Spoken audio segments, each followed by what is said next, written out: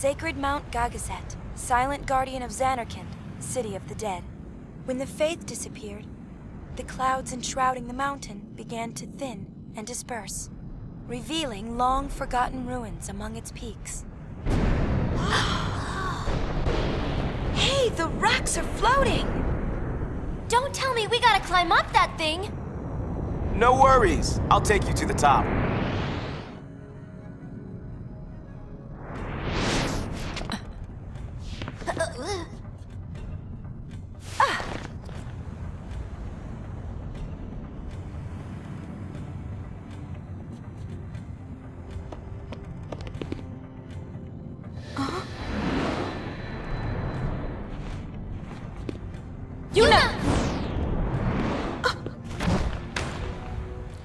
Vertigo is like such a weird thing, evolutionary speaking. It's like, yeah, let's have this thing in your head that kills you. Disasterrific is not a word. Say disastrous, like the rest of Spira. I'm not listening! Riku, come in. You want me to hurt him? That'd be great! Come in. Heave ho! It's like those goats, like mountain goats that climb really, really high and on steep things, but then if they get spooked, they have that reflex that makes them just fall over. And there's all those parody montages of it on YouTube. Thanks. That was a little close. A little? Come in. We're here. Everything's fine now. Nah, keep an eye on Riku. You got it. Alright, so you get a little bit of a taste there, I guess, of the campy, light-hearted story that this game has. Although we're still in Spira, and many of the previous locations of the game will appear here, sort of unchanged, you will notice that there are a lot of new areas in this game too. This is a place we never got to see before. These are the floating ruins. After as Yuna explained, after the faith disappeared, the clouds cleared, and everybody got to see this place. Yeah, so we're here looking for a sphere. I guess we'll just move on. And the game teaches us something very new about the way the game handles too, in jumping. So press and hold circle while approaching a chasm to leap across. If you fail to press circle, you may lose your balance, so be very careful. So there's lots of places in the game now where you can climb, fall, jump, whatever you like, where you couldn't before. So though we may be exploring new areas in Spira, when we're even exploring the old areas in Spira, we can now jump around and we have a lot more freedom than we ever had before to find hidden stuff. So here is this pit, and the game won't let me fall or anything here because it's a tutorial. I can't get across unless I choose to jump with circles, so we hop over. And we're just going to get used to sort of the climbiness of the game. So here, you can now climb as well by holding circle as you approach a wall or a ledge. And up we go. It's funny, when I was playing this on my test file, I remembered so little of the game. So here it's telling us, alright, in certain places that if you don't press circle, you'll fall down. So really we want to jump across, but there's a chest down here that we can see too. So I'm going to choose not to. I'm going to drop down instead. We're going to grab this chest, which has the yellow ring. So we'll climb up, and then we'll jump across this time, and voila. Oh, we're not getting across this way. Let's find another route.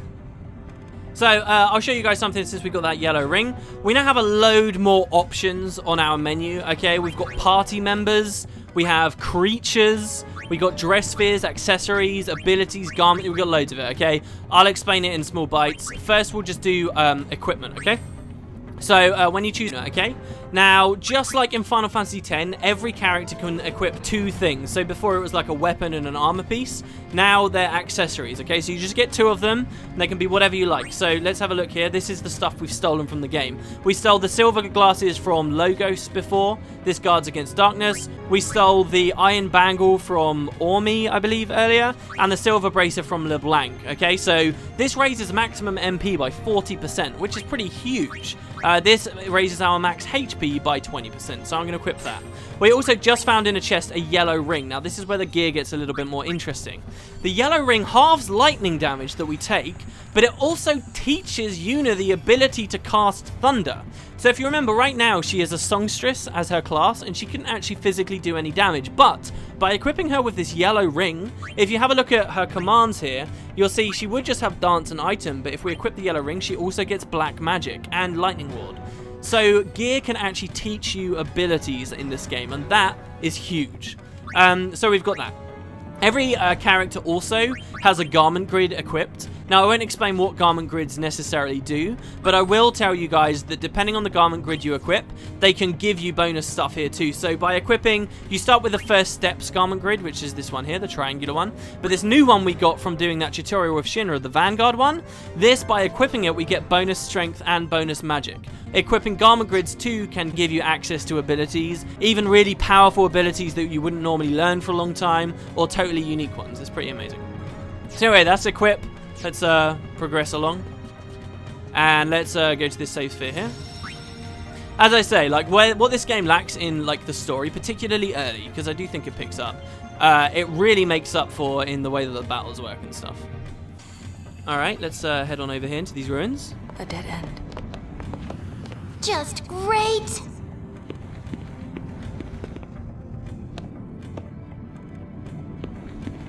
Think this machina still works? Okay, so we get this weird sphere thing here. We can talk to the girls first. Pain says, maybe we should turn back, because she's all manly and stuff. And Riku says, I hope we can get this thing moving. This is a toughie. We'll just click to start the elevator. I actually don't, it's such a shame that Riku doesn't say anything's a toughie in this game. Maybe she does, and I just don't know here. I haven't actually completed it on the test file yet. This is.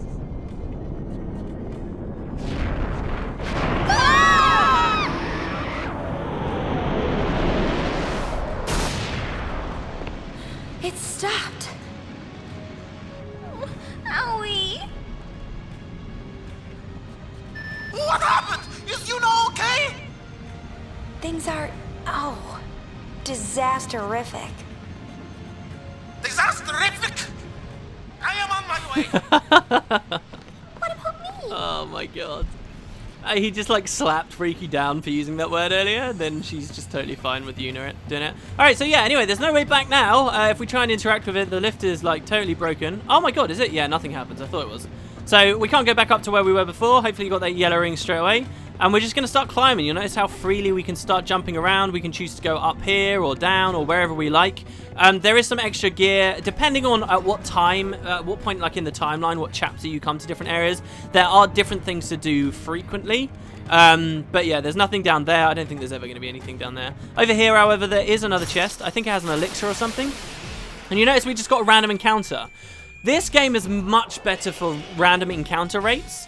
Like, you tend to, like, I feel like 10, really, I learned a lot. So these are birds, and I don't know whether they're specifically weak to thunder. A lot of the rock, paper, scissors stuff from Final Fantasy X is kind of gone, by the way. So, because there's so much more complexity in other areas, there's not, like, a class that, like, throws a ball that allows you to hit birds, like you'd expect with Waka, for example, before. Instead, things are a bit more specific than that. So, like, Riku is just going to physically attack this bird here. She missed. It is more evasive than normal. But there's a very good chance you'll still be able to score that attack, right? So you don't have to do... So there you go. I think even that was Pain managing to hit it there. So they do have the traits, but it's not like hardcore rock, paper, scissors. You get a lot more options with what you want to do in battles. That doesn't necessarily mean the game's easier. And certain things like elementals and so forth, like you still want to use the opposing elemental magic and whatnot. So there you go. There's a free elixir for us that we never could have got before.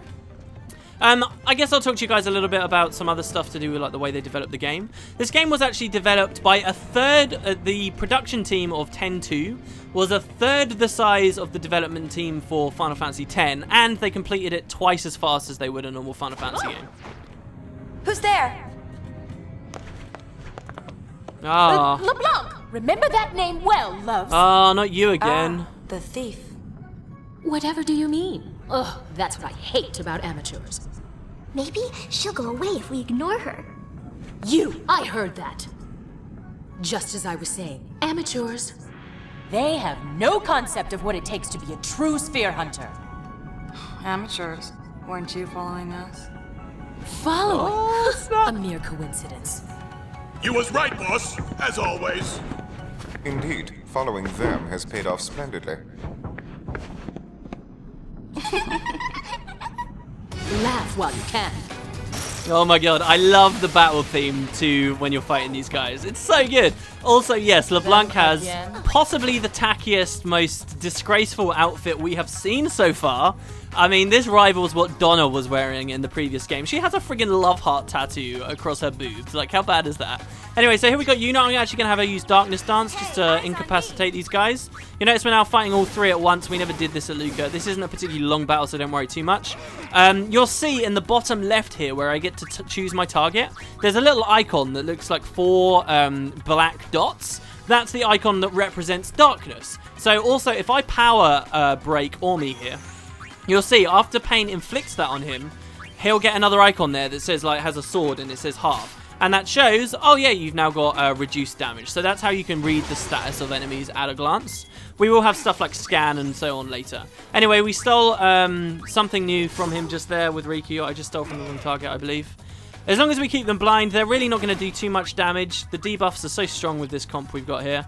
We'll steal from Lorgos that time and go with another darkness. So there you go, look, now... Oh, I think it just got removed. Anyway, we got a white cape that time. Just make sure you steal from each of these guys each time because they are very good for early game accessories. You're not, I mean, they're not vital, but they're useful. So we go with LeBlanc.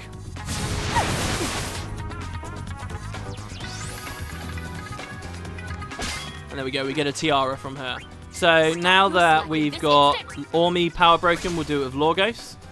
And I'm going to change Yuna now, change her class, okay? So she's currently a songstress, she's dancing away. After she's finished dancing, we will swap her back to what we originally saw her on, which was the gunner.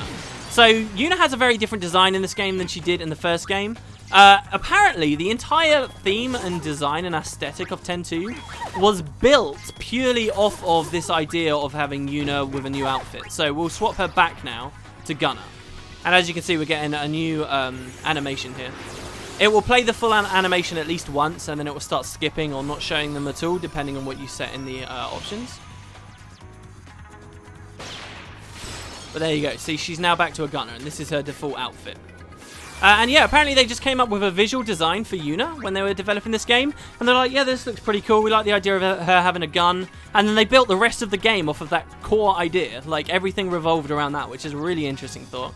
So anyway, we'll attack Ormi here just with a regular attack with our pistol. You'll notice here that Pain's learned a new ability. This is called Sentinel. Sentinel is almost the same as Auron's Sentinel from the first game, so she takes ridiculously less damage while she's channeling it. It's just she won't defend the attacks from other people, so it's not so useful right now, but certain attacks it's great. She also learned this new ability here called Flame Tongue, and this just puts fire element onto her attack. Riku learned a new ability here, so Flim Flam is like the thieves version of swordplay. So this is Pilfer Gil. This steals Gil from enemies. Exactly the same as it did in the first game. Yuna has Black Magic, of course. She's got Thunder on there and Trigger Happy too. We're just going to keep spamming gun attacks with Trigger Happy. Stop your slacking this instant! You'll notice that Trigger Happy really doesn't do that much damage. It's like 00001, 0001. The whole point of Trigger Happy is so that you can build a really high chain, and then you can get a girl to attack at the same time and do, you know, a ton of damage all at once. So we'll attack here, and down he goes. So that's going to reduce a lot of pressure on us. Yuna's getting kind of low, so we'll drop down. We'll grab a potion, throw it at her. Pain can continue to attack, I suppose. Riku even could be throwing budget grenades, for example, which you can throw out here, show you guys how they work. Now, AoE abilities in this game are slightly different, right? The budget grenade will say on its description that it hits every enemy on the field, but that's not necessarily true. If it's a really big fight with tons of enemies, because there can be way more than 3 enemies in this game in battles. If there's loads, literally she'll throw the grenade at a target, and it's enemies around that target that take AoE damage. Like, there's actual radiuses and hitboxes and stuff for how the battles work. Here's something else interesting, okay?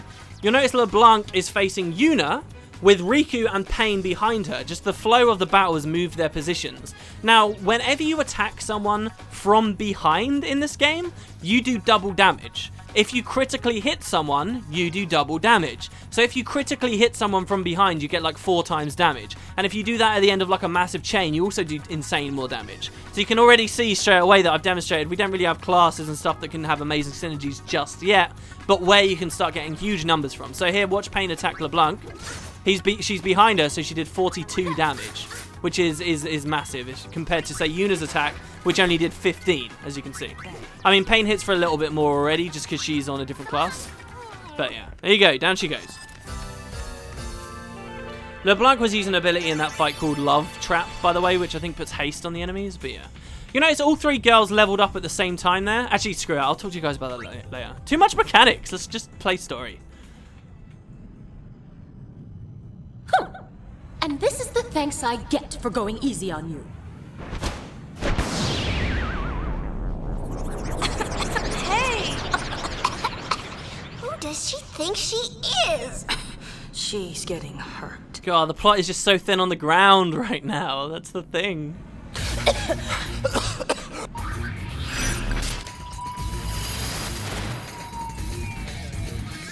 Alright, so we start another mission. This is outrun the LeBlanc Syndicate. Beat the Syndicate to the top, but watch out, there's no telling what they'll do to stop you. So our objective is just to be the first to the top of the ruins. Now, many missions in this game you can complete, which will give you your 100% completion, or you can fail them. You'll notice we actually have a time limit here. We've got 5 minutes, real time. We've got to get up there now, otherwise we fail. Turns out, because this is right at the start of the game, it's very easy to do, so you don't have to worry too much. Our characters were all kindly healed at the end of that battle there, which is nice. And so, yeah, we just run up. What makes this little bit here interesting, though, is if you get random encounters, it can slow you down. If you get, if you want to go for all the treasure too, it can slow you down a bit also. But I'll tell you guys, when I was doing my test file, I spent ages here, like just literally staring off at the scenery and messing around, and I still had loads of time left, so it's fine. Anyway, so we got 3 enemies here, and I guess we'll just attack through them all. Can maybe cast Thunder with Yuna here.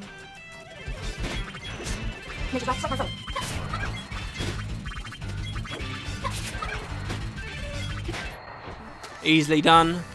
There's still so much I could talk about, but I'm having to hold it back. It's difficult, but I'm trying to. Anyway, out of that chest, I think we got a Mega Phoenix, which you guys will recognize as a very powerful item.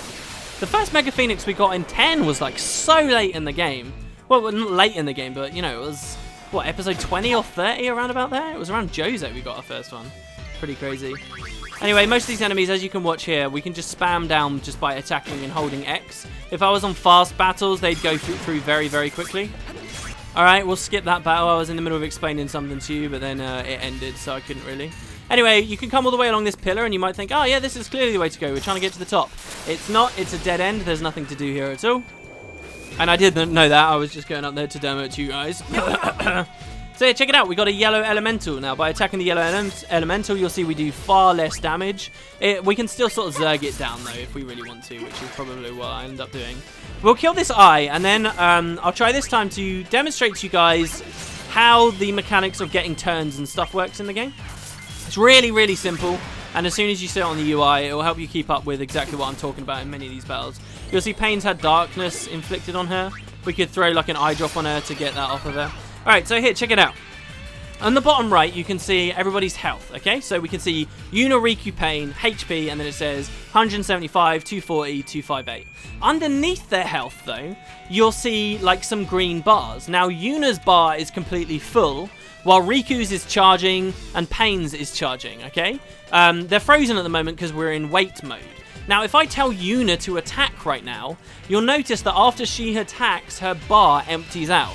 So this is their recharge bar on their time. So watch, after I tell Yuna to attack, she'll spend her turn, and then she has to wait for the green bar to go all the way up again before she can have another move. So by looking at the other bars, Riku's and Pain's, my prediction would be that Yuna can attack, then Pain will get a go next, and then Riku will get a go after that. So let's have a look. God damn it! That's happened twice in a row now. I'm leaving it in, whatever, I'm leaving it in. I can't believe we just one-shot it. Okay, if it had survived, the bars would have gone up and you guys would have seen. Anyway, I think my explanation was good enough. You guys should see what I'm talking about. But yeah, that's basically the way turns work. And if you use some abilities, you go on bigger recharge than certain other abilities. If you have more agility, then you have shorter recharge and so forth. You look a tad flushed. Why not stop to catch your breath? And say you cast haste. If you cast haste, the bars will go red and get a lot shorter, which I'll show you when we get to that. Anyway, so we've got a lot of enemies here. We're going to throw a budget grenade with Pain. We are going to swap back to Songstress with Yuna to start blinding them all. And we're going to start stealing from the goons just to see what we get. So there you go, you can see that was a lot shorter animation this time because we've already seen it before. So we get budget grenades from these guys. Don't hold out on me. And by throwing them, we basically kill them all. Let's see what we get from the recoils. I think those worms are actually really powerful allies if you end up getting them in your party. They're really strong. Oh, and you get budget grenades from them too. But yeah, just by, you know, dropping a darkness dance, that's like an AoE that will just hit everyone. Like, it doesn't have a radius necessarily, and that's what makes it so powerful. And that's why that class kind of works. You'll find other classes can inflict darknesses on attack and stuff, and it's like, well, why would you ever want to use the songstress? Well, you're using the songstress because you can give her other offensive things in other ways, but most importantly, she hits everything blanketly.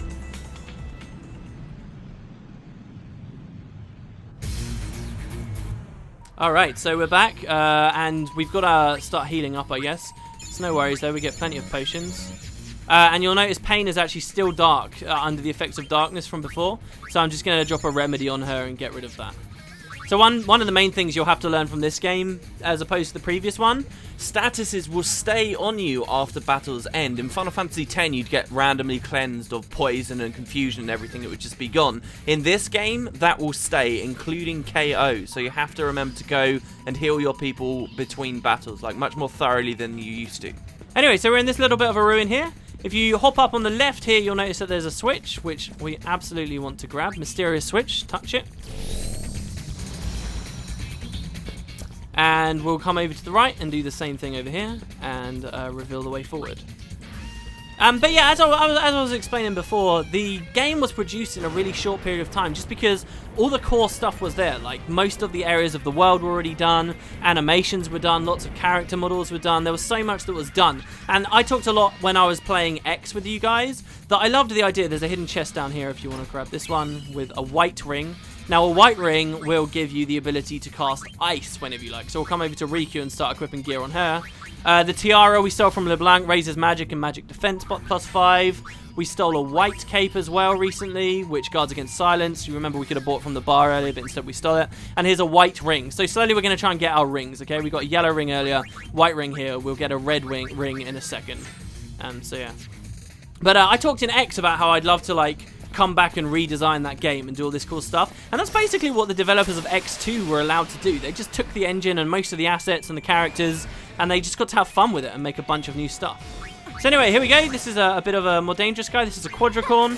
Just as vulnerable to blind as he was before, perhaps, but instead I'm going to cast Thunder here. So you'll notice that Yuna's bar is currently blue and charging.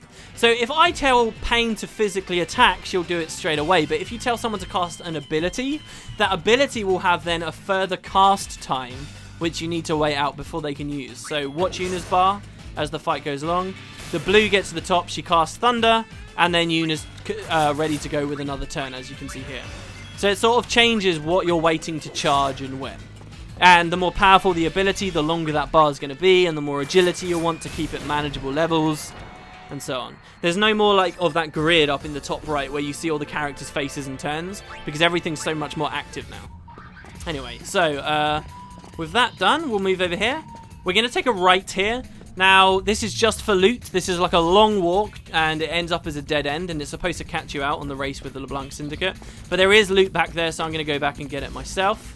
Thought I almost fell there. It's actually not really a platforming game in that if you ever fall, it's never like super serious. Like, you're never going to get a game over from falling. But you do have to be aware of what you're doing. So here you'll see we got a Preemptive Strike.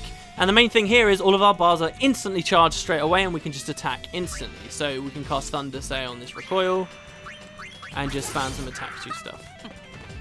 Pain is still learning ability, so every time you kill an enemy, you don't just get experience, you get AP, right? And that AP means ability points, and they allow you to learn new abilities. So Riku learned Pilfer Gil here, for example, and Pain's slowly been working through different swordplay abilities. So she got Flame Tongue before, which is fire damage to an enemy. This is ice damage to an enemy. It's quite nice to get those elemental things, because it means as you explore in some of the early game areas, you can just constantly be doing like the 1.5 times damage and so forth. Anyway, down she goes. I could be getting through these battles much quicker, by the way. You'll notice that like the animation to get into battles is a lot shorter. The battles themselves are a lot shorter. God damn it. Are a lot short. Everything about it is just quicker and more smooth. which is something I really appreciate about this game, especially when you set it to like active and fast, and you're just like bang, bang, bang, bang, bang, bang, bang, done. Anyway, check it out. So here's the chest. I think this is the red ring. Yep, so that halves fire damage we take, and by equipping it, it allows us to cast fire. So there's no real reason to equip that onto Pain, because she already has Flame Tongue as a weapon on her warrior. So instead, what I'll do is I'll just swap the white ring here for the red ring, just because the red ring will be more useful sort of shortly. Maybe in a couple of episodes' time. Alright, so now we're just going to run back down here and sort of try to complete the race, as it were. So, since we were just talking about learning new abilities, I'll take this opportunity to teach you guys something else about the menus. If we come over to this new section here called Abilities, you'll learn a bit more about the way that the classes work, okay? So, let's have a look at Pain, okay? Abilities for Pain. And you'll see here that there are the various classes that you've got unlocked so far. So, Gunner, Warrior, Songstress, Thief, and Festivalist. These are all the ones we've seen so far. Festivalist I haven't used yet, it just unlocked. This was international content, so don't worry too much. But these first four, these we've all seen a little bit of. Pain has been a warrior the entire time. You see there's a percentage there, 14% instead of 5, 2, 3, or 7, okay? So by opening this up, you'll actually see here are all the various things that warriors can learn. So warriors have access to regular attacks. They have Sentinel as a special ability, kind of like how Thief has Steel as a special ability. And then they also have a bunch of swordplay stuff here, so like Flame Tongue, for example. Ice Brand. These are two abilities we've already learned.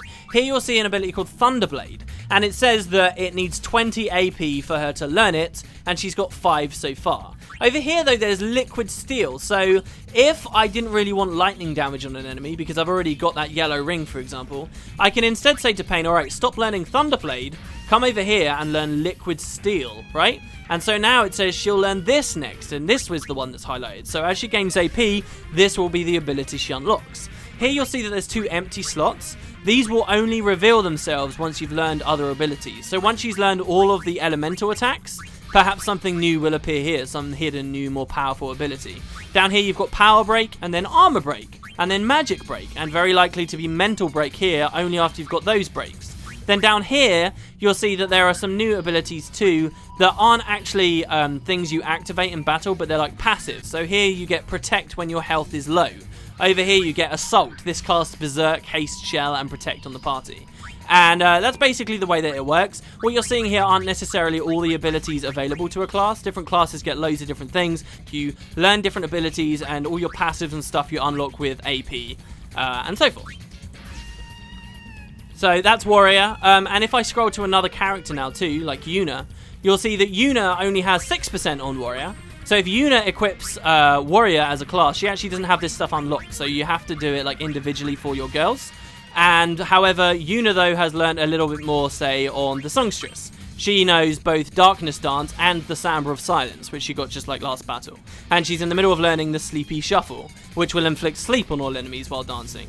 Plus other stuff like that. So yeah, I'll be showing you guys these abilities as we go through and we level up, but that's basically the way learning stuff works. And we'll progress along. As you can see, the LeBlanc Syndicate are only just under halfway. Oh, you know how I hate the damp! And LeBlanc hates the damp. Sorry, boss. I swear, LeBlanc sounds just like one of the Rugrats to me. I'm not sure. Do you guys hear that? She sounds like, is it Angelica, maybe? Or Lil? It might be Lil from Lil and Phil. Yeah. I'm pretty sure they are the same voice actors, because there's one of the children you meet later sounds a lot like them too. So yeah, we're back outside, a fair bit higher up now. There's nothing over there on the right. We've just got this huge circular formation to travel through. I'm definitely taking Yuna back off of Gunner, back to Gunner now, just so that she can get her regular experience.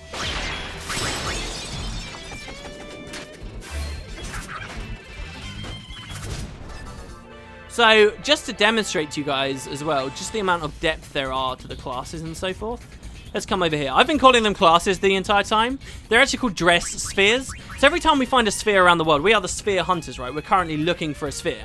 Now, the spheres will basically work like videos for us, so we can see stuff about the past and learn things, right? But at the same time, Shinra can repurpose the spheres to become dress spheres for us to wear, right? Turn into classes. So every time we're looking for a sphere, just like we are right now on Mount Gagazette, not only are we going to get some cool thing to do with the story, but we're probably going to unlock a new class as well, which is always quite exciting, right?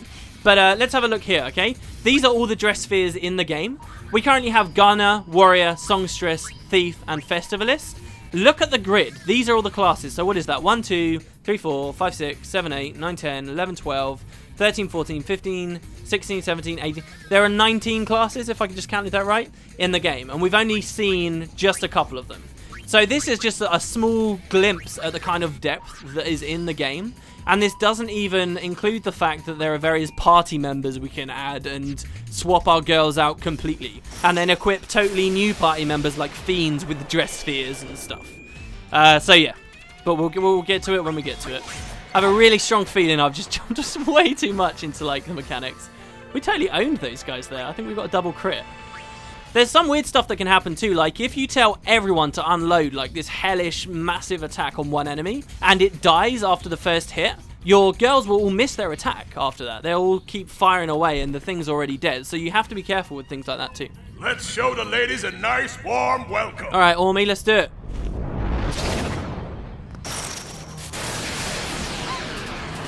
Here comes the hurt. Well, you better believe it, Pain. So we'll just attack all these guys, we'll blow them all up. Really, there's very little reason to steal at the moment. I will show you guys, I think Riku just learned something new. No, she didn't. What did she learn new? I guess Thief just takes a long time to learn stuff.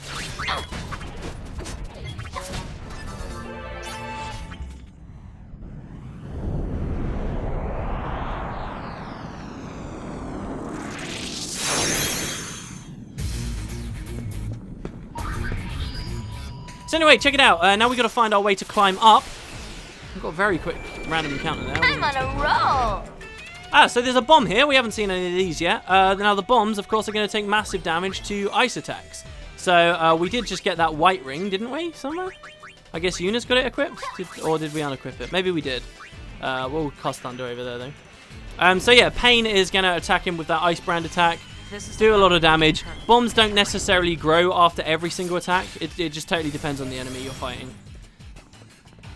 But there you go, 104 damage. That was huge. It's going to be dead very quickly. Nature's wrath, strike my foe. There you go. See, you just saw Yuna completely miss that thunder attack because the timing was off. See, if I was smart there, I would have thought, maybe I shouldn't make Riku attack the eye. I should make it attack something else. So there you go. The bomb's growing here.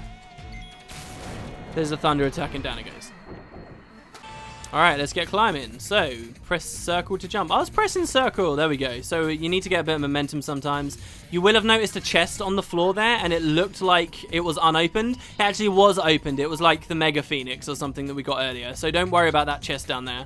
We have got all the loot so far. This is an accessory called a Star Pendant, and I believe it reduces magic damage on you? Or something kind of weird. We got all of these guys to fight. Now, if you're ever tempted to flee in this game, the Thief does learn Flee as an ability, so you don't have to worry. You can get it pretty quickly with Riku as long as you have a Stay on Thief. You can also escape those, so before you can press left for overdrive, stuff like that. There is the equivalent of overdrives and stuff in this game. Overkills and things have replacements. But if you press right before, you used to be able to change your weapon's armor or escape. Now only escape appears unless you're like under special circumstances. So you can choose to escape if you like, and it works just like it did in the previous game. However, there is a special ability that you can only get very, very late in the game, that if you have never fled from a single battle the entire way through Final Fantasy X-2, it does crazy, insane damage. But if you ever flee or escape from a battle, it won't do that insane damage. So, something to consider. If you get that item and then start a new game plus, where obviously you've never fled, it means you can just annihilate stuff really quickly, but it's super end game, so I don't know whether I'll get it. We'll see. Would you stop staring? These guys are so stupid. You'll notice that the time is over. There you go. We actually we beat them to it. If we had got here after the timer had run out, it wouldn't have been game over or anything. You just would have found that chest that they're next to would have already been opened, and they would have like climbed up on their own or something. So that's basically the way that it works. You get a free chest if you manage to beat them to the top. It's got something called a muscle belt in it, which I think just boosts your strength. We'll have to see though. It doesn't like teach you any abilities or anything. But it's certainly a nice reward. If you miss it here, you have to wait until the 3rd chapter of the game before the chest can be opened again, and you'll finally be able to get the item. So there you go. Accessory muscle belt. Sounds like the kind of thing we'd want to put on Pain. And down here, There you go. So this raises strength and defense by 10. So it's pretty strong. The star pendant as well, for its worth, guards against poison, which is kind of nice. All right, there we go. We can't really interact with them. Let's climb up and get ourselves our sphere.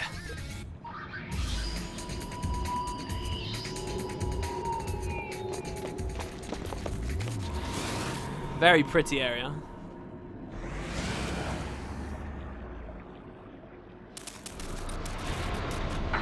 Well, uh-oh. It figures we'd run into something like this. It comes. Well, this is new. We never saw a theme like this in the first game. This is called, believe it or not, Boris. So this is the enemy we're fighting right now.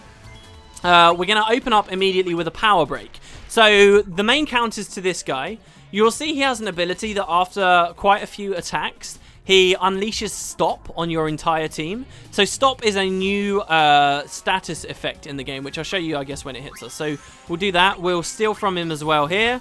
And over here, we'll do a pot shot on the enemy. So this is just like a physical attack, but more powerful for the gun mage. So there you go. We've got 23 damage there.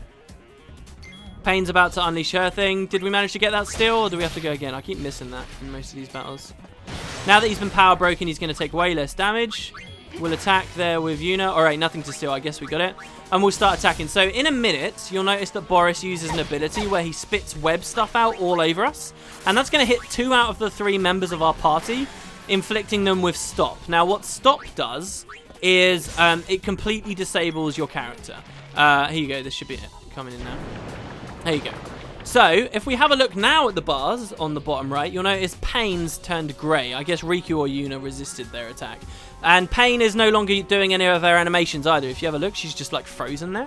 Stop is a status that used to be in other Final Fantasies. Do you remember how Tidus was a time mage in the previous game and he had Slow? Well, imagine a more powerful version of Slow. It like completely immobilizes the character, they can't do anything. The other caveat to it is when you're under the effect of Stop, or if you cast Stop on an enemy, they can no longer like even evade attacks, right? Like you're guaranteed to hit an enemy that has Stop on it, which is an interesting side effect. The Stop can be cured with stuff like remedies and your normal stuff Izuna. However, it will also be cured by haste. So if I cast haste on Pain now, she'll be fixed. I don't have haste, but yeah. If it was say a new game plus, then we could have more powerful stuff right now. There you go. See, she can do nothing to resist that damage. So what we're going to do instead is just wait out its duration. Most statuses have durations now, so there you go. Pain's kicking again. Most of them do have durations. This wasn't true before in the previous game. Like if I hasted someone, they were hasted the entire battle unless they specifically cleaned it. Now if you cast haste on people, it will eventually run out. As will most positive things. So you can't just stat up really powerful like I used to, like cast all my defensive stuff and then just go ham. Now you have to constantly be maintaining your party the whole way through. Anyway, Boris is down and we get our first sphere. Found it!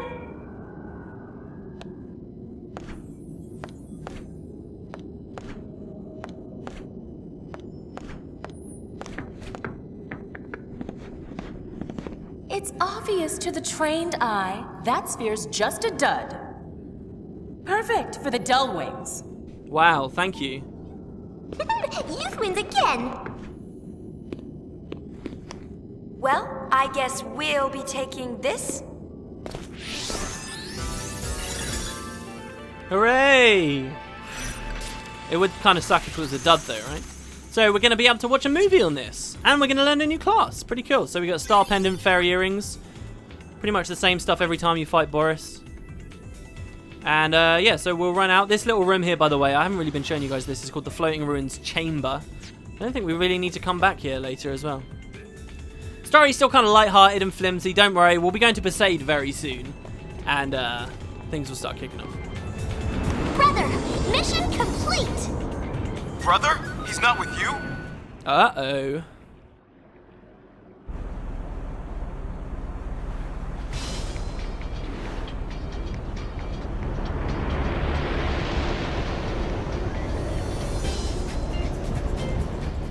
Maybe I can do it still? Yeah, okay, so I'll show you guys something new, right?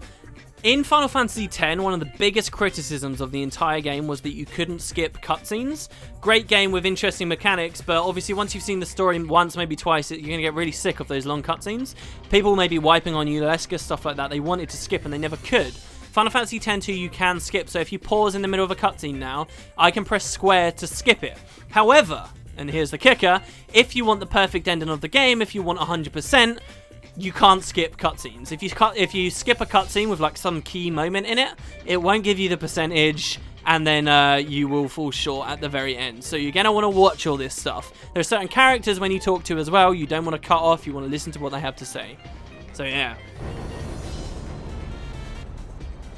It's there, and I guess I can just cut the videos for you guys, but you do have to watch them if you want the 100%. Oh, hey, brother.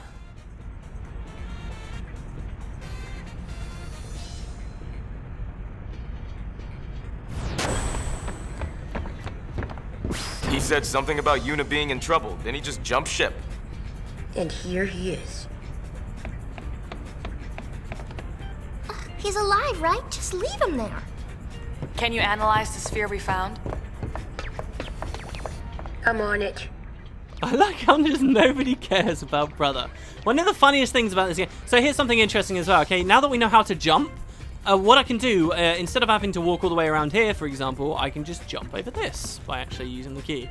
But yeah, brother's down here. There's some very easy completion to miss. If you speak to Shinra straight away, you'll miss out on this. You can speak to Riku. And she says, just leave him, we're safe on autopilot. Sure we are. Which raises an important question. What does brother actually do around here? Yeah, I guess if there's autopilot, why is he the leader of the Gullwings? Who knows? Anyway, brother, you can run over his body for this lovely sound effect. I could do this for hours. It's kind of like the Stay Away from the Summoner thing. Oh, it's so good. But you can get extra completion for the game by speaking to him and actually choosing to console him.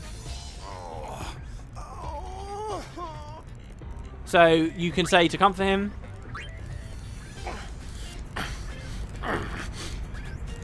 Thank you, brother. It was, it's nothing. Don't strain yourself. Leader must be tough. Sicko! Okay. And then he continues to lay there. But by doing that, you got some more... You never necessarily got a whole percent, but you maybe got like 0.2% closer to getting 100% game. If you do like a New Game Plus and you see all the splits, it's actually possible to get like 110%. So there is some leeway in the percent you can get, but if you want to do it all in one playthrough, you have to do everything. So you have to talk to brother here and so on. And there's a lot of wrong decisions you can make as well, which I'll show you guys when they come up. Anyway, so yeah, it's really that easy. If you speak to Shinra first, you've missed it. Game over. Anyway, here's Pain.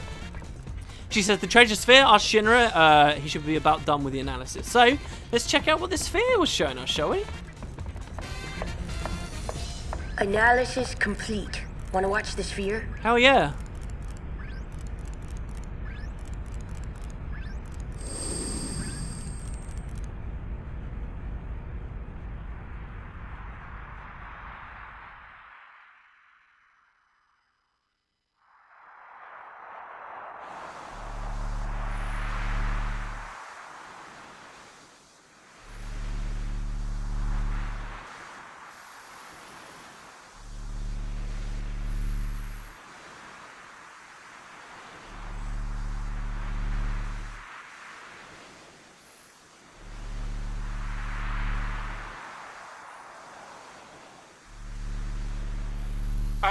I can't believe I actually got a ticket.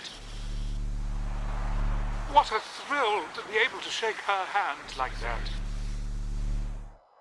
Whose hand? Think it's worth anything? It's not very exciting. Junk. But we can use it as a dress sphere. Yay, so we scored the Black Mage dress sphere. Oh yes, so this is a new class Black Mage. Shouldn't take too much explaining what the hell that is. Woo! Incoming data. Gullwings to your stations. How long you plan on lying there? What